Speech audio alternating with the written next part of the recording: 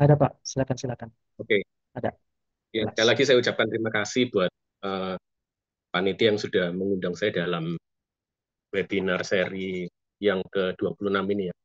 Saya juga menyapa salam kenal buat Ketua IAI Gorontalo, Bapak A.R. Yohanes P. Erik A. dan seluruh pengurus yang sudah hadir, juga teman sejawat arsitek yang sudah berkenan hadir juga. Kita akan bersama-sama sebetulnya bagi saya berdiskusi gitu ya, bersama-sama kita mendapatkan insight yang baru. Ini saya boleh izin share screen ya? Oh, sudah nih bisa. Silakan Pak, silakan. Oke, udah masuk ini ya.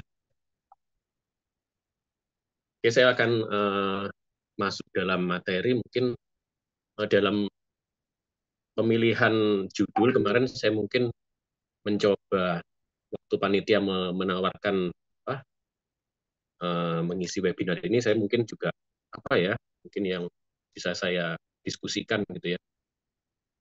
Saya rasa mungkin kalau saya beberapa kali juga mengikuti beberapa event talk show atau webinar, kalau arsitek itu memang biasanya lebih suka ke yang tentang metode desain, desain approach dan sebagainya. Nah, saya mencoba mengulik gitu eh, tentang apa itu eh, kita menjalankan sebuah proses desain itu.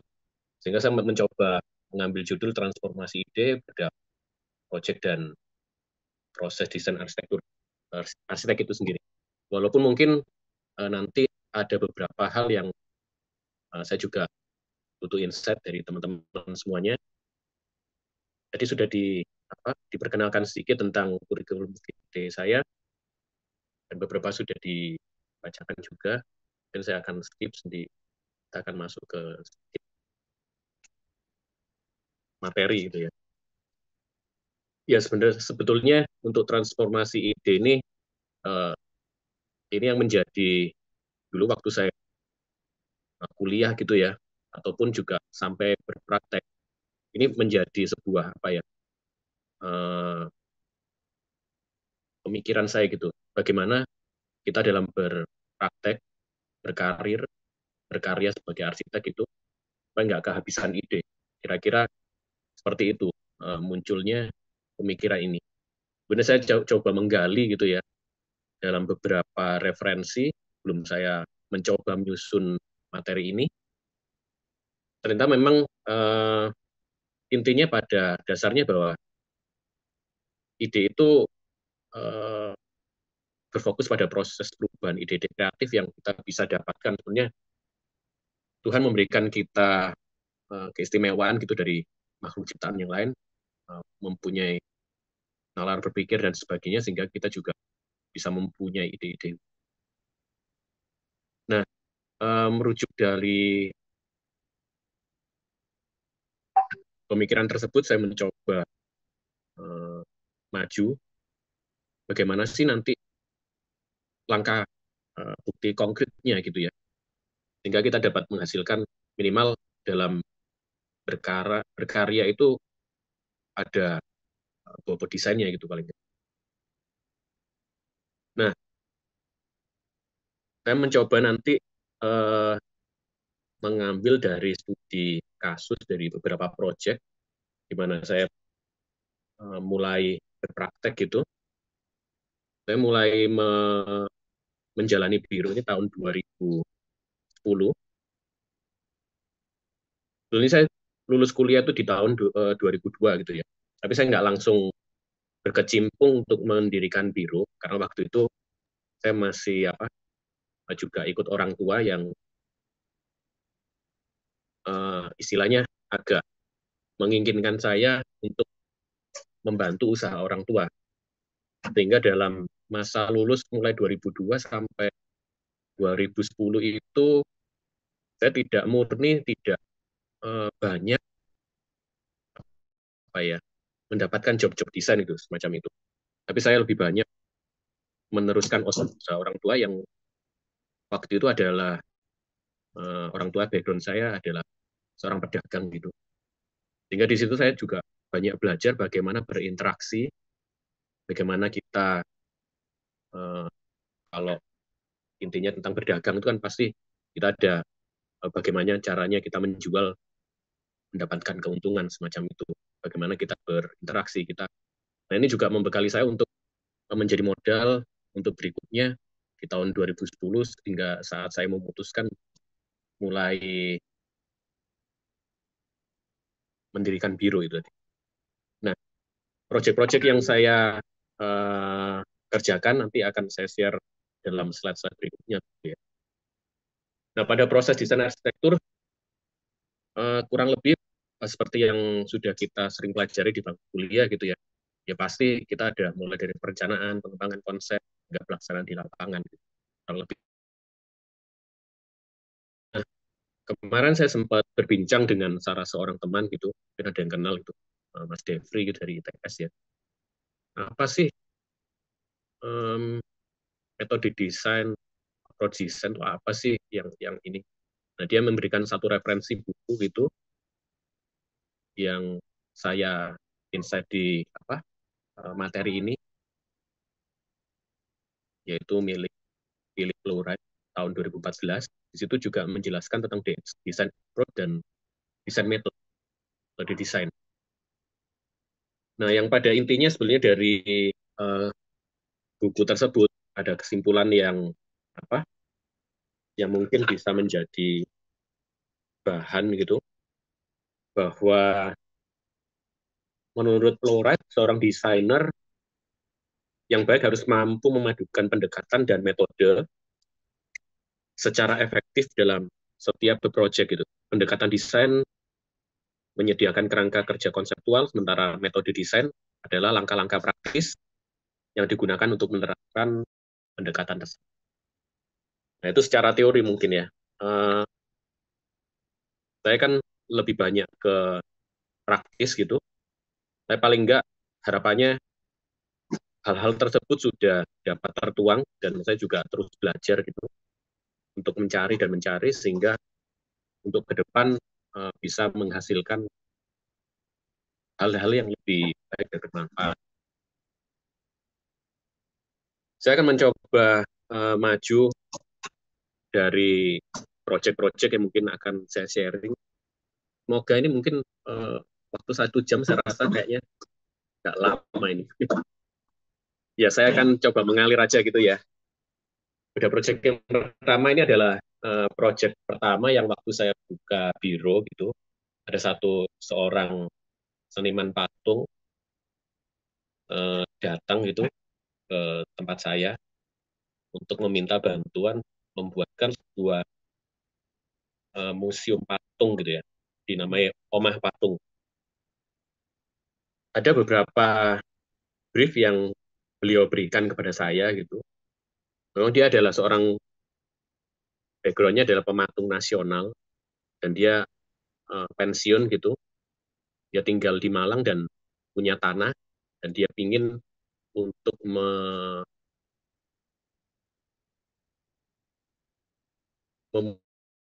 ya, sehingga nanti kalaupun dia meninggal karya-karya itu tetap berbicara dan bisa bermanfaat gitu. Nah, lokasinya di Kota Malang. Nah, waktu itu saya hanya kepikiran seperti tadi konsep desain yang awal, saya mencoba berangkat dari hal yang sederhana, bagaimana kita membuat sebuah desain itu dari, saya sebetulnya suka dengan geometri gitu ya, baik itu geometri dasar gitu ya, kotak ataupun lingkaran atau segitiga, itu biasanya yang coba saya eksplorasi dalam setiap desain gitu ya.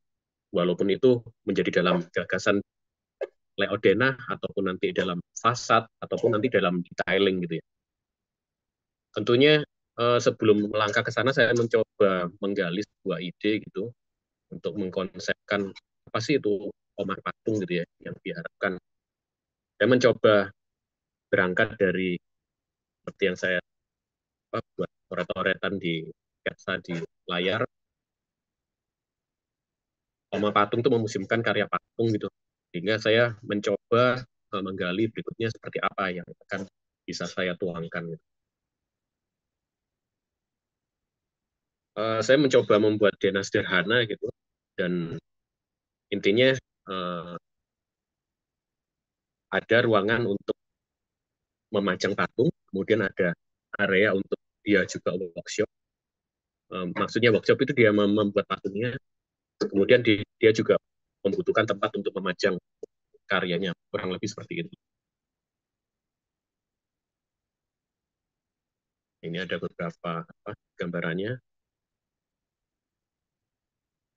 Dan dari sini saya mencoba berdiskusi gitu dengan pemiliknya, sehingga hasilnya akhirnya pada tahun 2000, kurang lebih 2012, saya sempat memotret karya ini, itu menjadi karya pertama saya yang untuk dalam perjalanan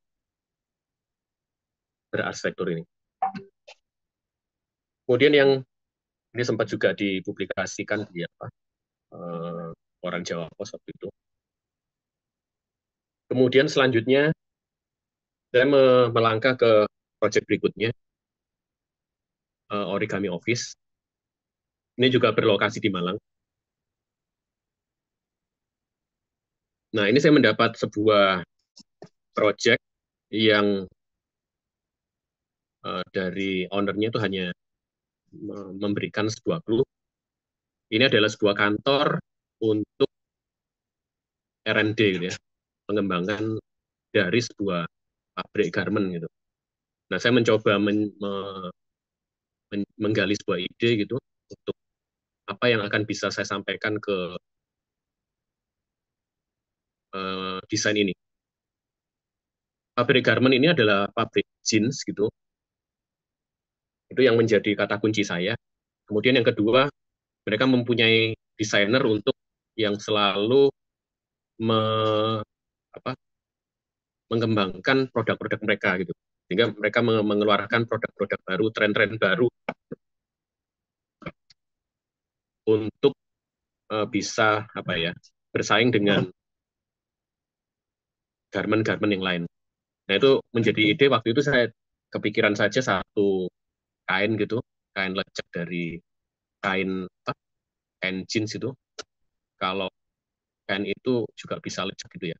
Kemudian ada satu lagi, saya ingat kalau desainer itu zaman dulu kan sering apa, mendesain di sketsa di kertas, kemudian waktu saya kecil lihat itu diremas-remas dibuang gitu aja, hingga kertasnya menjadi apa itu namanya, lecek gitu ya. Nah, ini menjadi bagian dari salah satu aplikasi desain gitu. Saya coba di Fasad gitu. Jadi gedung ini saya cover gitu, sehingga untuk memberikan identitas bahwa ini gedung R&D dari garment, kurang lebih seperti itu.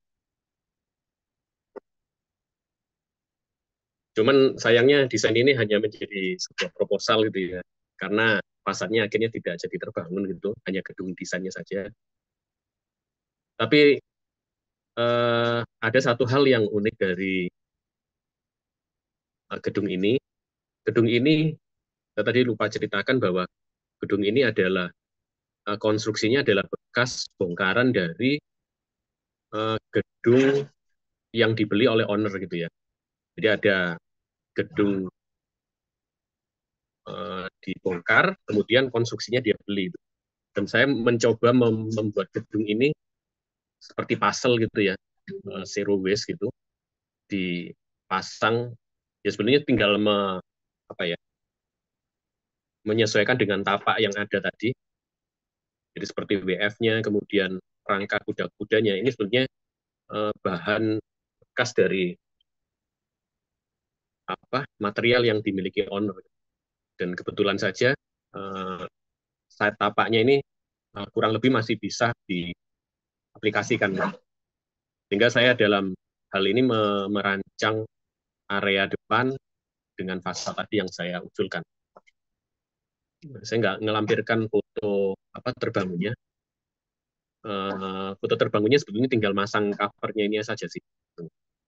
Tapi karena diburu waktu mereka sudah apa di launching dan sudah dipakai untuk usaha. Kemudian yang selanjutnya saya juga akan sharing tentang proyek selanjutnya yaitu warung pepes. Nah ini juga ide itu muncul dari permintaan owner gitu, bagaimana dia menginginkan sebuah apa rumah makan masakan Indonesia dan dia juga jual warung pepes. Nah dari situ saya juga mencoba menganalogikan gitu. Ini site-nya ada di Batu Malang. Menganalogikan bungkusnya pepes sama bangkul nasi gitu ya. Nah, saya coba mengeksplorasi itu dalam sebuah desain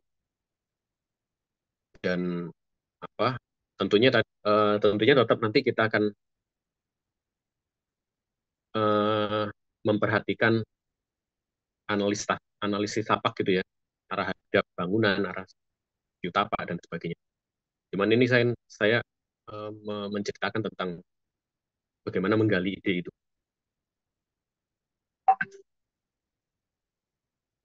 Ini adalah apa hasil desainnya.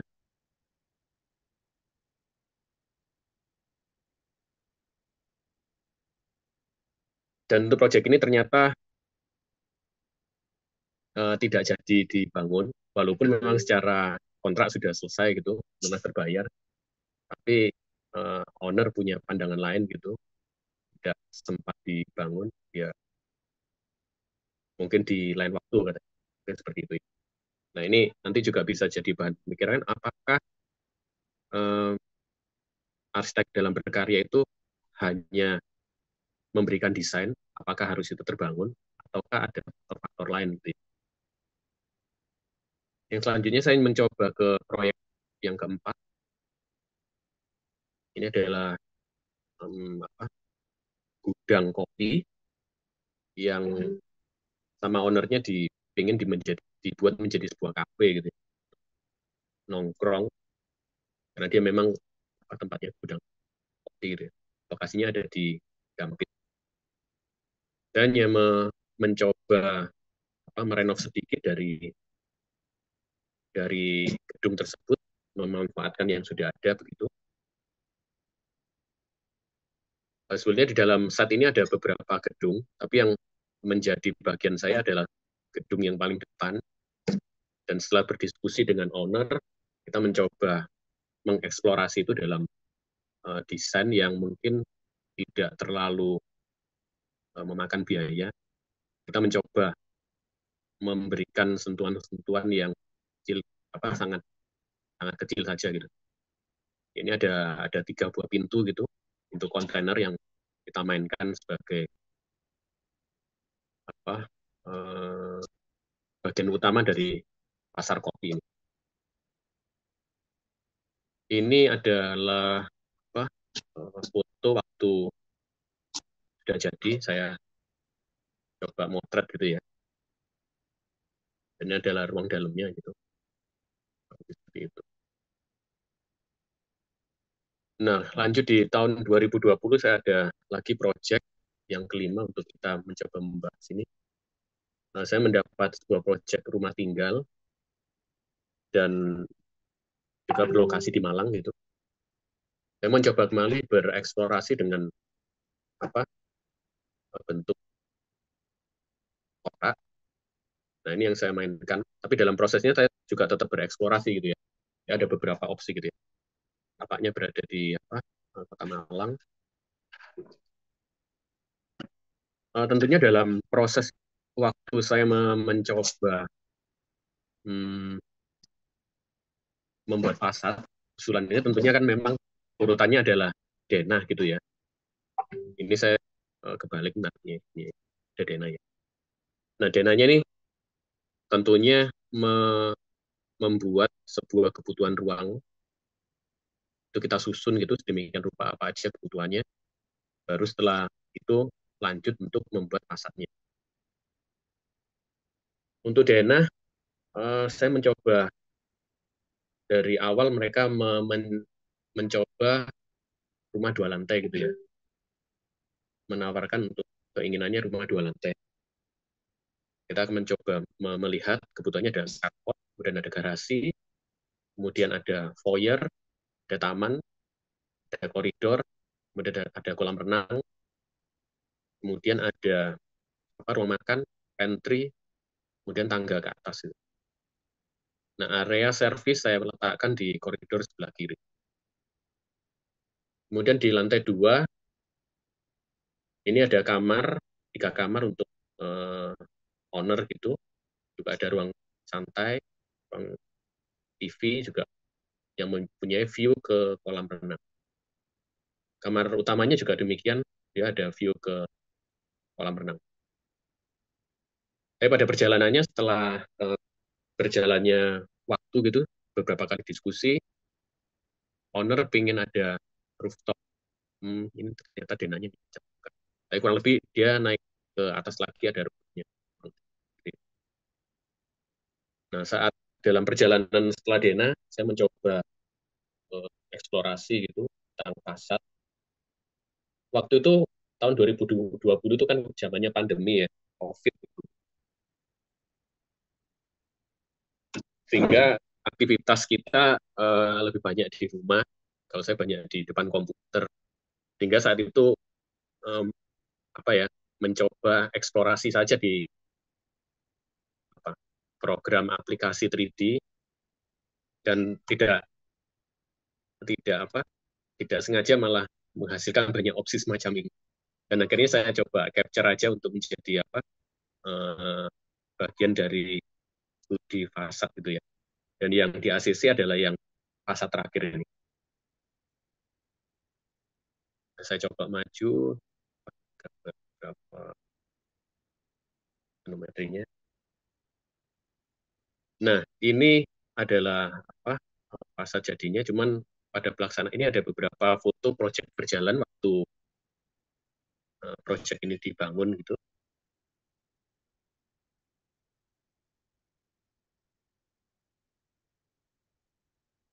Saya mencoba mengaplikasikan beberapa bidang-bidang yang besar gitu dan berwarna putih dan monokrom gitu, sehingga beberapa bagian itu bisa dinikmati gitu ya. Saya belum sempat memotret waktu karya ini jadi, karena keburu sudah ditinggali sama owner. Kemudian proyek yang keenam, saya lanjut ke ini ada sebuah proyek yang di luar pulau, kan saya di Jawa Timur ya, ini dapat proyek di Bali. Proyek ini adalah hmm, minuman gitu ya, minuman non alkohol gitu Bali. Nah, idenya ini waktu itu adalah bulu bebek gitu ya. Ownernya kepikiran bulu bebek. Ini menjadi satu awalan untuk saya mencoba membuat desain gitu berkonsep. Ownernya pingin ada sebuah apa, tempat memproduksi minuman itu, ada kaca showcase-nya, glass house gitu, untuk memperlihatkan tabungnya untuk produksinya. Kemudian juga ada eh, apa itu namanya, semacam galeri gitu untuk berjualan gitu ya. Nanti itu yang bisa dibuat retail shop, retail shop. Ini ide awalnya saya membuat sebuah apa ya, bulu gitu, bulu bebek, menyerupai bulu bebek. Pada kemudian akhirnya dalam perjalanan diskusi nanti akan eh, berbeda hasilnya. Dan ada beberapa ketentuan di Bali yang harus coba saya akomodir gitu. Kurang lebih sebagai arsitek memang kadang saya coba berpikir gitu ya, apa kalau kita dibatasi dalam berkreasi, mungkin tidak bisa eksplorasinya tidak akan bisa lebih, tapi dengan adanya regulasi sebenarnya juga sebagai arsitek bisa membantu kita untuk apa itu namanya, eh, membuat segala hal yang tentang berhubungan dengan hal teknis tadi itu ya. Baik standar lebar pintu, standar tinggi plafon. Kalau sekarang kan arsitek dengan adanya PBG ini kan harus mengawal sampai keluarnya PBG. Dan setahu saya yang dibahas adalah tentang 4 keandalan bangunan. Nah, itu mungkin juga menjadi apa ya, challenge kita, bagaimana kita tetap bereksplorasi tapi tetap kaidah-kaidah itu tidak kita langgar. Soalnya itu kan juga untuk keselamatan bangunan yang akan digunakan oleh pengguna. Kurang lebih layoutnya semacam ini. Ada ruangan parkir di depan, kemudian ada retail shop, kemudian ada gedungnya sendiri, dan paling depan ini adalah ruangan produksi. Kemudian lantai 2-nya adalah ruangan gudang. Memang tapak ini tidak terlalu besar gitu, hanya sekitar di bawah 1.000 meter, tapi ownernya menata sedemikian rupa supaya juga apa, sirkulasinya terus untuk bongkar muatan barang, pengiriman bahan gitu bisa efektif.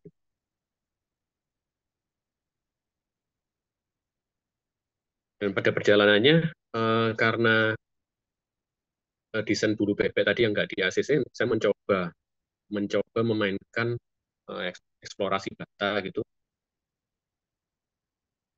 menyerupai bulu bebek yang apa, cenderung organik gitu.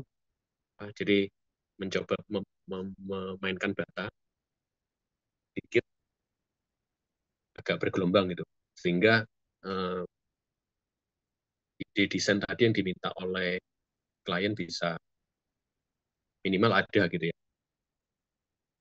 Nah, ini ada foto waktu bangunan ini sudah dibangun gitu ya. Ini kita bisa lihat ada sedikit permainan gelombang gitu. Tukangnya memang dari sana kayak sepertinya. Mereka hanya telepon gitu waktu waktu itu kan memang COVID ya. Saya hanya apa, berdiskusi melalui WA dan WA call. Gitu.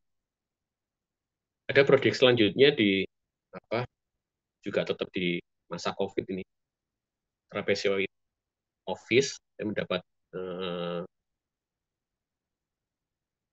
ide untuk mencoba bermain apa itu tadi, kalau tadi dengan bermain kotak dan kotak segitiga itu, saya mencoba sekarang trapezoid, jajaran genjang gitu ya. Uh, Proyek ini adalah kantor yang ada di Gresik gitu. Kebetulan dari pihak owner sudah menentukan gedung dan apa ruangan-ruangannya, sehingga waktu itu sebetulnya ini adalah proyek waktu itu hmm, semacam apa itu, tender gitu ya. Ada beberapa arsitek yang diundang, kemudian nanti mana yang di-approve akan dipilih gitu. Semacam beauty contest gitu, macam itu. Dan saya mencoba eksplorasi gitu sebelum memutuskan tentang trapesium. Saya mencoba alternatif siksa, kemudian ada saya mencoba eh, kotak gitu, saya mainkan ber, bersebelahan gitu. Kemudian ada permainan garis, kemudian ada alternatif 5 yang tentang diagonal. Kemudian saya mencoba eksplorasi lagi spin off gitu, apa agak berputar. Alternatif 7 saya mencoba bermain square lagi, kemudian ada bermain overdraft, bukaan-bukaan gitu, kemudian ada light in gitu. Nah, dari 9 ini saya coba, saya yang paling suka yang trapesium, karena saya juga coba mengusulkan ada desain kinetiknya gitu, apa panel yang bisa bergerak. Ini exploded gambarnya, Andre. Kemudian selanjutnya kita ke project berikutnya. Project 8 ini mungkin saya nggak sampai 1 jam nih kayak. Yaitu project rumah tinggal lagi.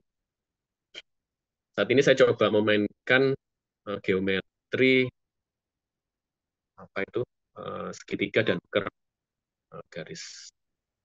Ini site-nya juga ada di Tamalang, ada di pemukiman padat gitu ya. Jadi saya coba bereksplorasi karena eh, lahannya di book gitu. Saya inginkan sebuah apa, hmm, permainan di book sehingga waktu kita apa, jadi gitu ada sesuatu gitu ya yang bisa menjadi tanda gitu ya. Nah untuk Dena, owner juga request gitu. Ini sebenarnya adalah rumah lama yang dia beli, kemudian tidak mau dihancurkan total. Jadi saya ada beberapa denah yang bisa saya pertahankan sehingga untuk menghemat biaya pembangunannya, terutama di bagian pondasi gitu ya. Sehingga asalnya ini rumah 1 lantai, kemudian ditingkat menjadi 2 lantai. Sehingga nanti pada desainnya saya akan hanya membuat suntikan-suntikan kolom di beberapa titik yang apa, yang tentunya tetap mengakomodir dari keinginan owner. Saya lupa mencantumkan denah lamanya gitu, tapi saya langsung ke denah barunya.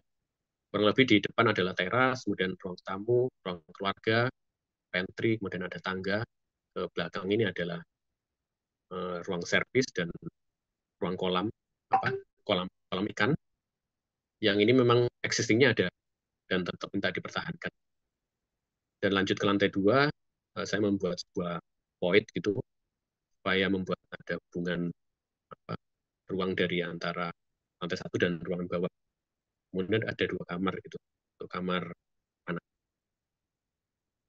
Dan ada di bagian belakang di atas garasi nomor 2 ini adalah rooftop, roof garden gitu.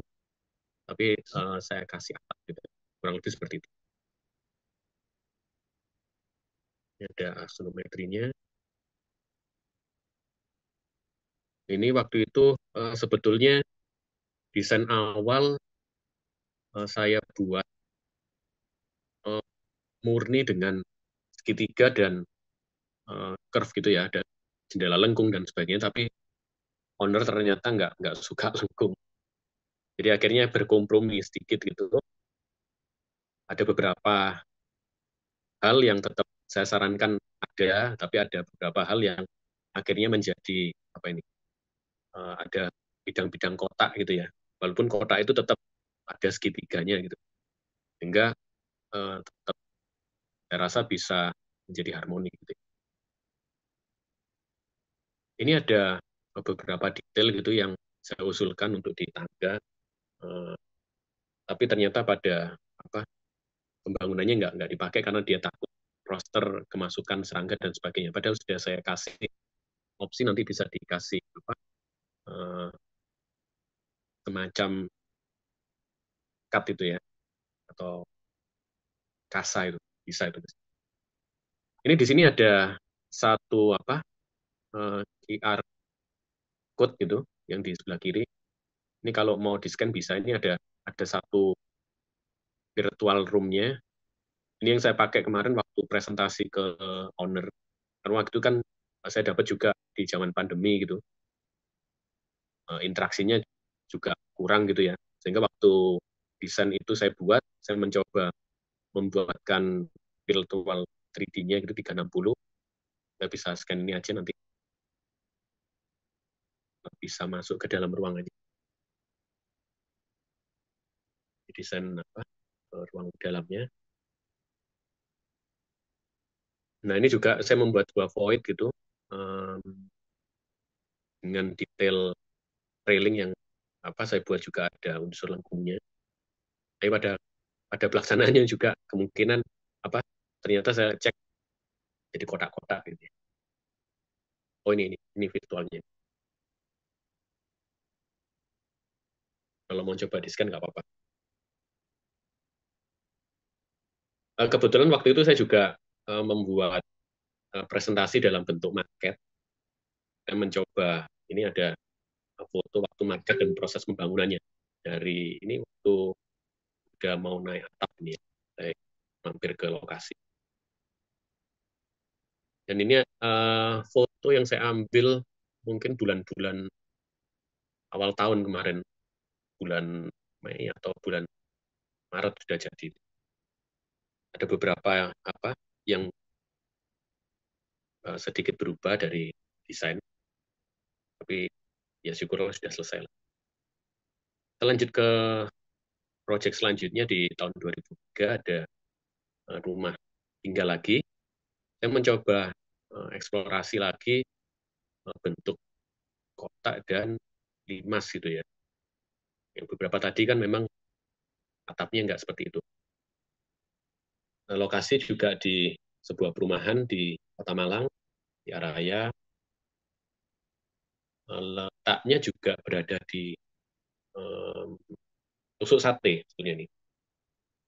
Ini menjadi sebuah PR gitu buat saya, bagaimana membuat rumah ini bagi penghuni itu nyaman. Karena kadang ada penghuni yang ada apa ya, mitos gitu ya.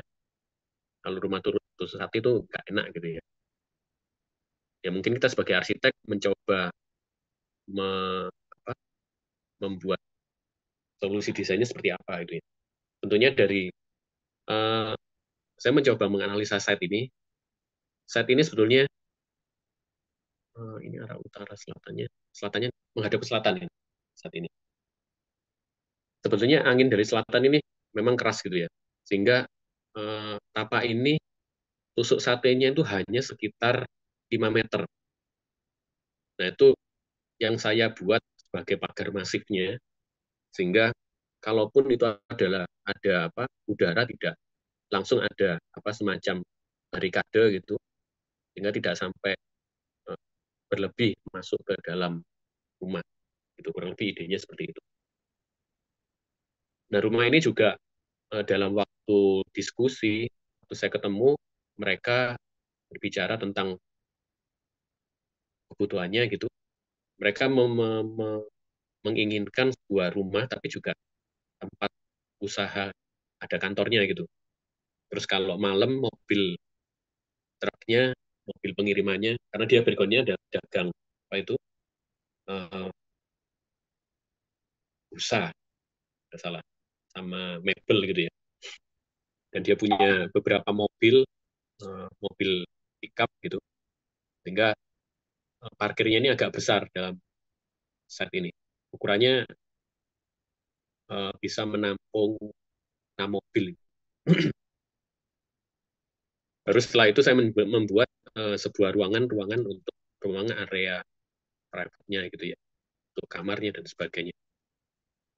Ini adalah denahnya. Yang nomor satu adalah carportnya tadi, sehingga saya membuat sebuah bukaan dan pagar tadi yang di sebelah bagian kanan, karena itu langsung berhadapan dengan bagian tusuk satenya.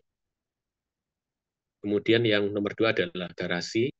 Ini garasinya tanpa apa tanpa tanpa pintu pagar itu, jadi tetap terbuka gitu supaya bisa fleksibel menurut ownernya. Kemudian nomor tiga ini adalah koridor teras yang bagi saya untuk memisahkan antara aktivitas kantor yang ada di nomor 4. Karena tiap harinya ada pegawai kantornya gitu, pembukuan yang bekerja di ruangan ini mulai pagi sampai sore gitu. Sehingga saya membuatkan sebuah koridor untuk menandakan pemisahan aktivitas. Baru kemudian masuk ke dalam ruangan rumah, saya berikan sebuah foyer gitu, foyer dan dinding. Baru di baliknya itu kita masuk ada ruangan tamu sama ruangan makan. Kemudian kalau kita ke kiri ada tangga naik ke lantai 2. Untuk area servis saya letakkan di bagian kanan. Ini apa isinya ada kamar mandi ART yang bisa dipakai juga kamar mandi mungkin pegawai yang karyawan di bekerja di rumah ini. Kemudian ada kamar, ada gudang, ada tangga akses ke ruangan jemuran, kemudian ada dapur, kurang lebih seperti itu. Lantai duanya ada em, 4 kamar, karena ownernya punya anak 4 ya. Yang di belakang adalah kamar master bedroomnya. Kemudian di tengah ini ada ruangan void gitu, yang memberikan seperti tadi hubungan ruang antara lantai 1 dan yang sonometrinya, potongannya. Ternyata saya lupa lampirkan foto itu, jadi nggak apa-apa. Kita lanjut ke project berikutnya ya. Project selanjutnya saya mendapat project sebuah klinik gitu. Ini saya mencoba lagi bereksplorasi em, dari geometri square dan curve lagi. Kebetulan saya berpikiran klinik ini adalah apa, tempat untuk healthy yang menurut ownernya kan saya sempat berdiskusi gitu. Saya pinginnya klinik ini kalau kita ada orang sakit datang itu bisa merasa sehat. Jadi paling enggak itu yang diharapkan owner gitu. Nah, saya mencoba menerjemahkannya itu dalam garis-garis lengkung tadi. Site-nya juga berada di Malang, di Ororodowo.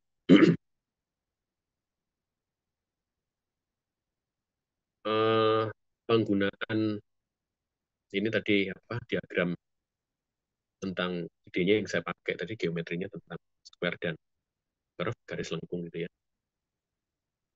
Untuk denahnya sesuai, kalau untuk klinik memang ada apa regulasi yang mengatur gitu ya, dari Permenkes gitu, kemudian ditambah dengan regulasi yang ada dalam standar itu. Saya juga mencoba mengakomodir dari PP 16 tahun 2021 tentang bangunan gedung. Nah, untuk area apa uh, saat ini sebetulnya adalah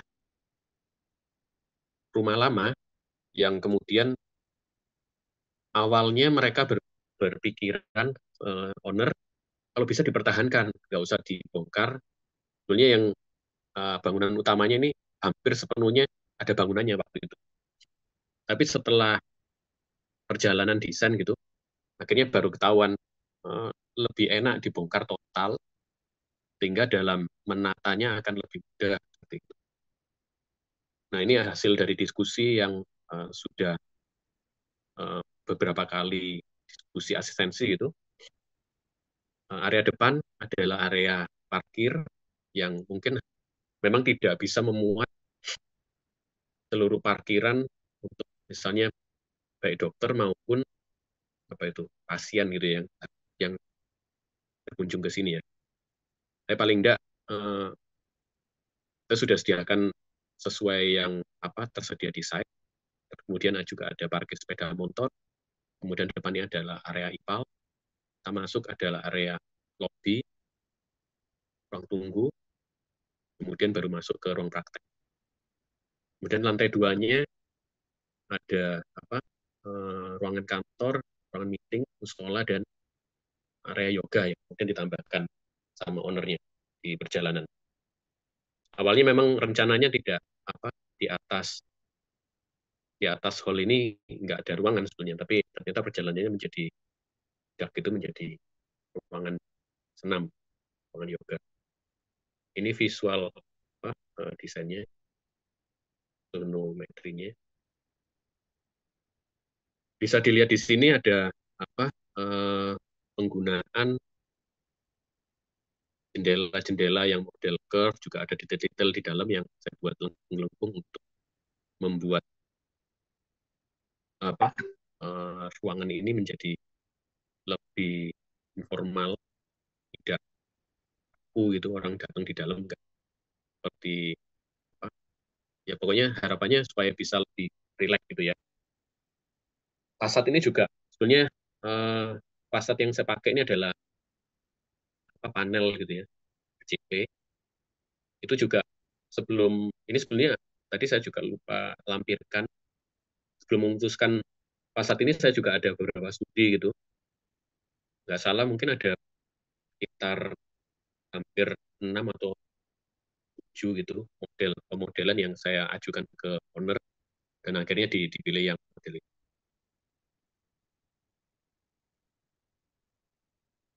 Ini adalah apa fasadnya.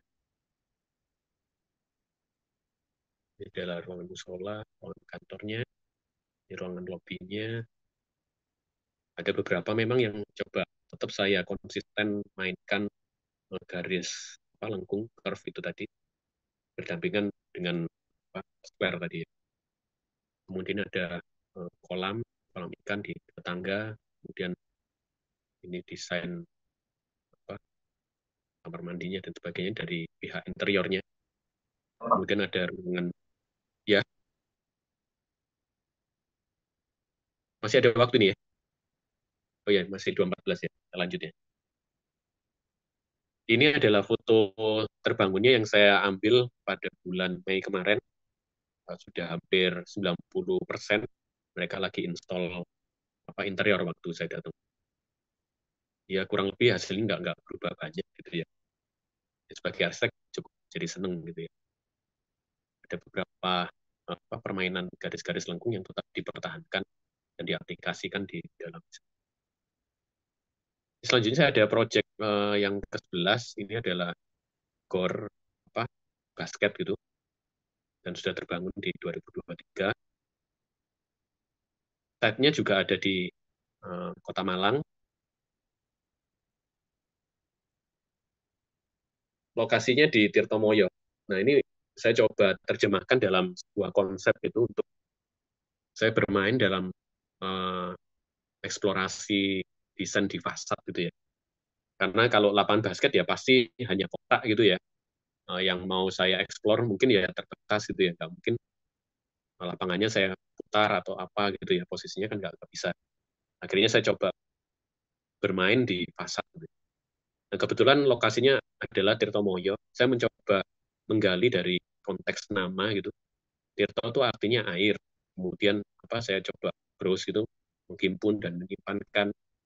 Kemudian ada biasanya simbol warna biru, kemudian dan sebagainya itu tadi. Kemudian Moyo itu hati dalam kebahagiaan. Warnanya juga kuning dan sebagainya gitu. Nah, ini yang saya coba mainkan dalam desain ini. Nah, desainnya itu sebenarnya kan gedung basket ini adalah gedung basket pribadi gitu ya. Awalnya ownernya ingin membuat sebuah apa dia punya lahan kosong kemudian dibuat sebagai lapangan untuk anaknya gitu karena anaknya hobi basket itu aja. Nah, tentunya saya mencoba menerjemahkannya itu tentunya orang tuanya juga ingin anaknya akan prestasi gitu ataupun juga nanti gedung ini kalau berkembang gitu juga menghasilkan anak-anak yang berprestasi di bidang olahraga basket gitu ya. Nah, itu saya buat gambaran dari air yang mengalir gitu. Sehingga itu saya coba uh, akomodir, akomodir aplikasikan dalam desain pasalnya. Ini denahnya kurang lebih ada beberapa ruangan yang fasilitas yang untuk digunakan di dalam lapangan ini. Di lantai 2-nya ada tribun, ada ruangan fitness. Kalau lantai satunya tadi ini ada hall, kemudian ada ruang ganti pemain, ruang locker, kemudian ada ruangan multimedia, ada ruangan wasit, ada gudang, kemudian ada apa kafenya gitu, kemudian ada kantornya. Yang di belakangnya ada lahan tambahan yang digunakan untuk uh, apa ini? Untuk gudang sih sebetulnya. Ya, ini awalnya menggunakan nama Batu, kemudian pada perjalanannya menjadi Black Liners. Ini potongannya kurang lebih seperti ini aksonometri explodednya. Nah, untuk membuat fasad ini ternyata setelah di-approve dan dibawa ke apa ini aplikator gitu ya, mencoba berhitung, ternyata memang biayanya nggak murah gitu. Akhirnya dia buru-buru launching dan ini menjadi apa catatan ketiga saya gitu ya. Nah, dari desain itu ada yang uh, belum teraplikasikan. Saya katakan belum, karena masih ada kesempatan gitu ya, untuk bisa mungkin apa, direalisasikan. Ini saya ada sedikit QR code juga yang saya sajikan ke owner waktu itu, 360 virtualnya. Waktu itu masih bernama G Batu. Kalau sekarang mungkin di browsing aja namanya Blackliners di Kota Malang. Saya lanjut ke selanjutnya ya. Ada proyek yang selanjutnya, saya mendapat proyek rumah tinggal gitu. Kali ini saya mencoba eksplorasi bermain bidang dan garis apa itu garis ya, garis yang ditekuk atau garis apa gitu. Lokasinya berada di Surabaya, di salah satu perumahan di Citraland gitu. Dan desain rumahnya di sana memang tidak berpagar ya.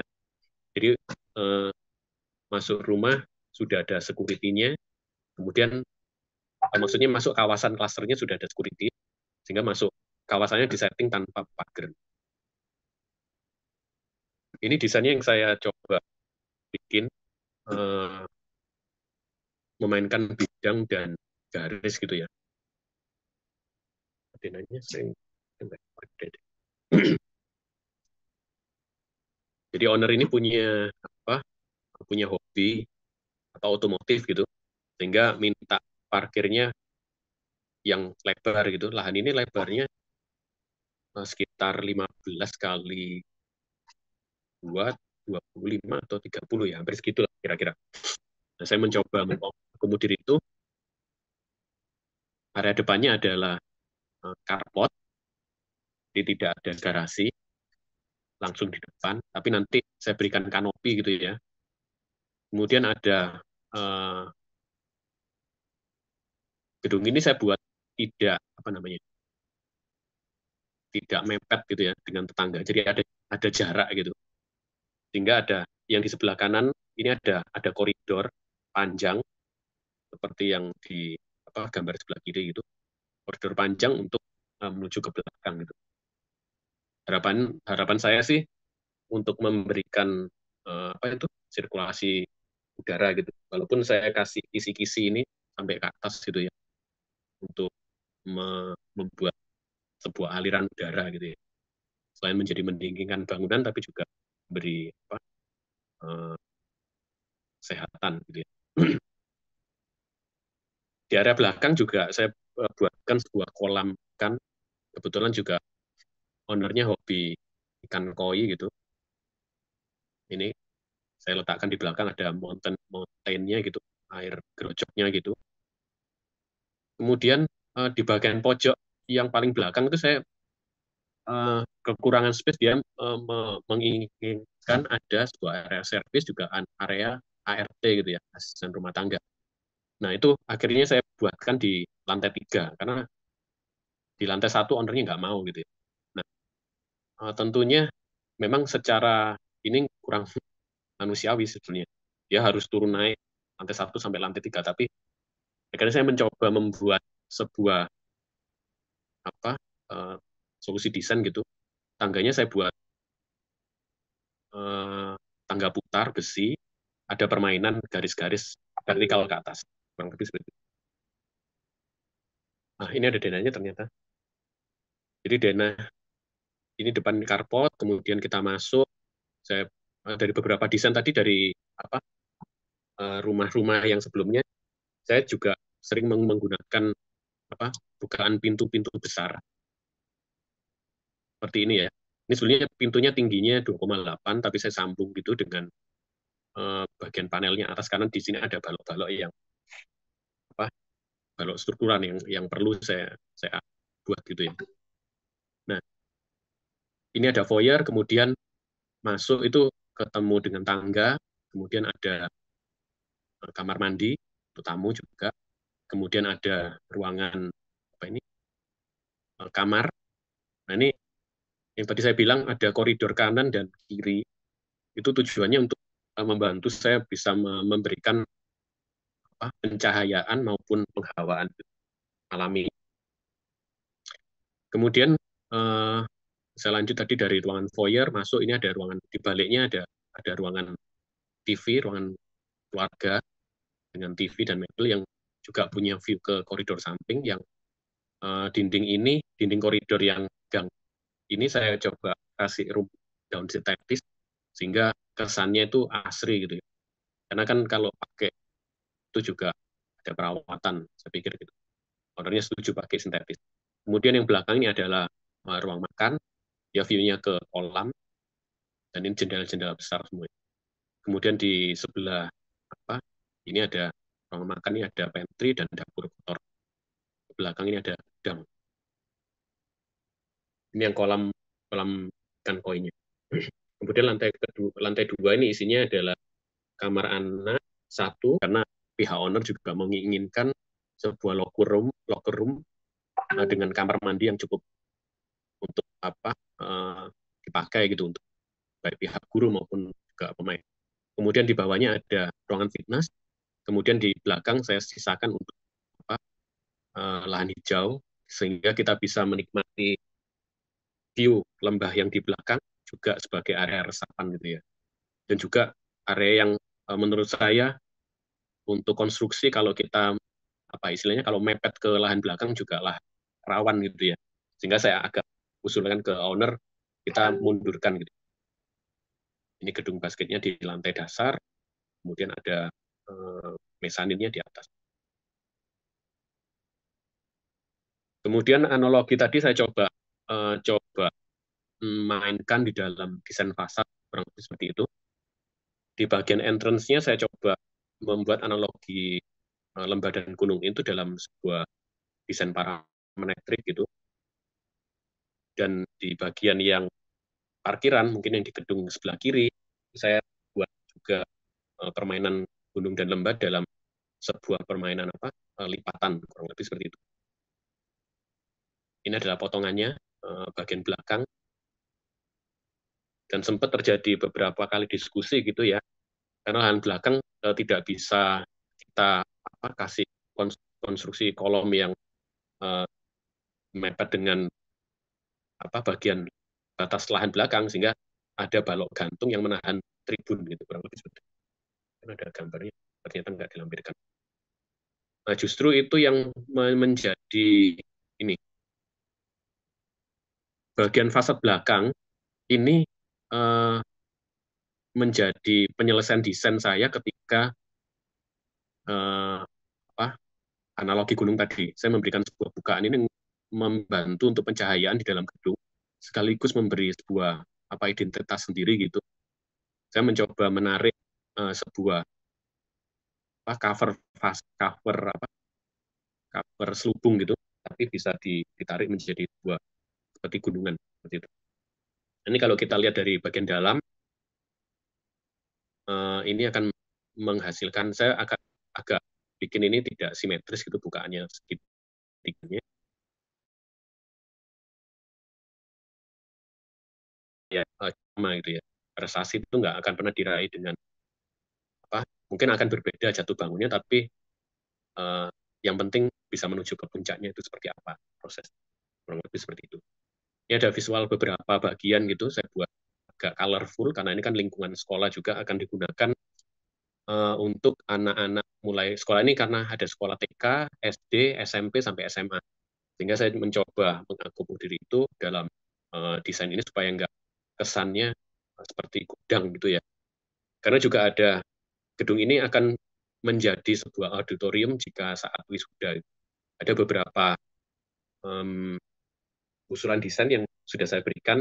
Beberapa bidang ini bisa ditembak dengan sehingga tidak usah pakai videotron gitu. Karena saya memakai bahan semacam polikarbonat yang eh, apa bahannya semacam susu gitu ya. Maksudnya padat gitu, tapi tetap tembus cahaya dan itu bisa dijadikan sebagai layar. Ini nggak ada gambarnya di sini lampirkan kelupaan. Itu di bidang yang sebelah kanan sehingga itu akan bisa menjadi layar imersif gitu ya kalau sekarang yang lagi tren gitu ya. Dan ini ruangan ini akan disulap menjadi sebuah auditorium yang saya coba visualkan itu memuat sekitar 1.000 dan itu sehingga sekolah tidak perlu menyewa gedung lagi di luar.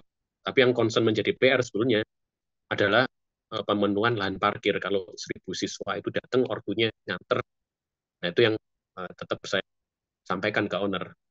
Mungkin ke depan dia bisa membebaskan lahan lagi untuk membuat sebuah area parkir gitu, sehingga tidak mengganggu warga, mengingat lahan ini adalah uh, di tengah pemukiman juga, di tengah perumahan, dalam lingkungan perumahan. Ini ada visual koridor-koridornya yang saya coba setting gitu, uh, ada ruangan fitness, kemudian ada tempat tangga turunnya juga coba kita desain casual gitu, sehingga anak-anak juga bisa menggunakan ini bukan hanya sebagai tempat basket, tapi bisa menjadi tempat aktivitas dalam gedung sekolah. Oh, ternyata sudah habis. Ini ada apa? Saya kembalikan ke moderator. Terima kasih.